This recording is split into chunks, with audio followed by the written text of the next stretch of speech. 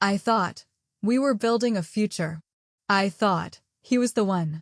But when I saw his shadow in her room, I realized my life was a lie.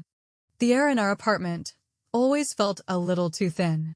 I am 24, living in a city that never sleeps, trying to make sense of a love that felt like home. His name was Tyler, and he had this way of looking at me like I was the only girl in the world. We had been together for 3 years. 3 years of shared coffee, whispered dreams, and plans for a house with a wraparound porch. But then, the red flags started to bleed into my peripheral vision. My roommate, Chloe, was my best friend from college. She was bubbly, loud, everything I wasn't. We shared everything. Or so I thought. It started with small things. A lingering glance, a touch on the arm that lasted a second too long. Tyler began working late. Extra shifts, he said. But his clothes didn't smell like the office. They smelled like Chloe's expensive, vanilla perfume.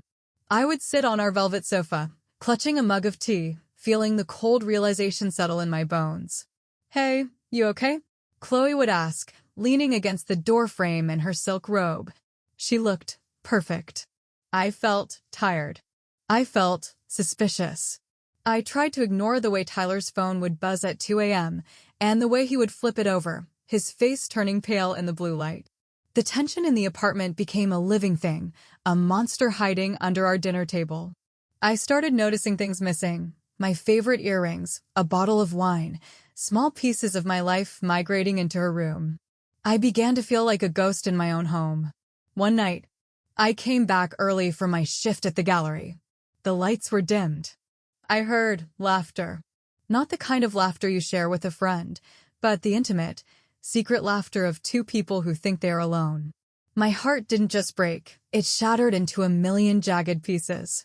I stood in the hallway, my breath hitching, the silence of the hallway feeling like a heavy shroud. I realized they weren't just betraying me. They were erasing me. And in that moment, the softness in my heart began to turn into cold, hard steel. I didn't confront them. Not yet. I needed to see it. I needed the proof to burn into my retinas so I would never, ever doubt myself again. I waited. I watched. The betrayal was deeper than I imagined. I found the messages, thousands of them. They had been planning this for months. They weren't just having an affair. They were planning to move out together, using the money I had saved in our joint house fund. Tyler had been slowly draining the account, transferring it to an offshore holding Chloe had set up.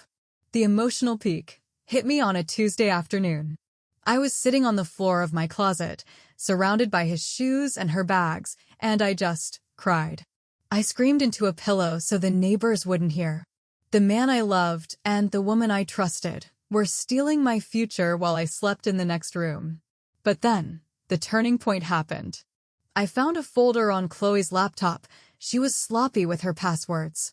It wasn't just my money. She was embezzling from the nonprofit where she worked as a treasurer. And Tyler, he was her accomplice. They were using my identity, my social security number, to sign the fraudulent documents. They didn't just want my boyfriend or my money. They wanted me to take the fall. I sat in the dark, the glowing screen of the laptop reflecting in my eyes. I wasn't the victim anymore. I was the witness. I began to record everything. Every message, every transaction, every photo. I felt a strange, calm, wash over me.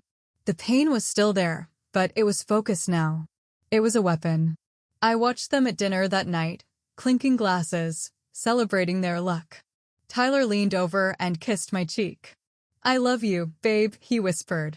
I felt like I was going to be sick, but I smiled. "I love you too, Tyler." The twist? They were planning a huge engagement party for Tyler's sister the following weekend. The entire family, all our friends, the city's social elite, they would all be there. It was the perfect stage. The night of the party, the ballroom was glowing with gold light. I wore a red dress, the color of fire, the color of a warning. Tyler looked handsome. Chloe looked radiant, like she had already won. "You look beautiful," Tyler said, his hand resting on my waist. I wanted to scream, but I just nodded, waiting for the clock to strike 10. When the toasts began, I stepped up to the microphone. The room went quiet. I looked at his parents, his sister, the people who thought he was a hero. "I have a special tribute," I said, my voice soft, cinematic, echoing through the speakers. "A tribute to honesty and the secrets we keep." I pressed play on the projector. It wasn't a slideshow of memories. It was the messages. It was the bank statements. It was the video of them in her room, the night I stayed in the hallway. The room gasped. The silence was deafening. Tyler's face went from confusion to horror to a ghostly white. Chloe tried to run, but the police, whom I had called an hour earlier, were already at the doors. I watched as his father, a man of immense pride, turned his back on his son. I watched as Chloe was handcuffed, her silk dress snagging on the metal. "Why?" Tyler choked out as they led him away. I walked up to him, my face inches from his. "Because you thought I was weak. You thought I wouldn't fight back." The revenge was complete. The money was frozen, the charges were filed, and their reputations were incinerated in front of everyone they ever cared about. Now, I sit in a new apartment. The air is fresh. The silence is peaceful. I am 24, and I have my life back. I learned that sometimes you have to let the fire burn, so you can build something stronger from the ashes. I don't hate them anymore. I don't feel anything for them at all. I am free, and that is the best revenge. If you've ever been betrayed by the ones you love, remember your power. Like this video if you believe in justice, and subscribe for more stories of ultimate revenge.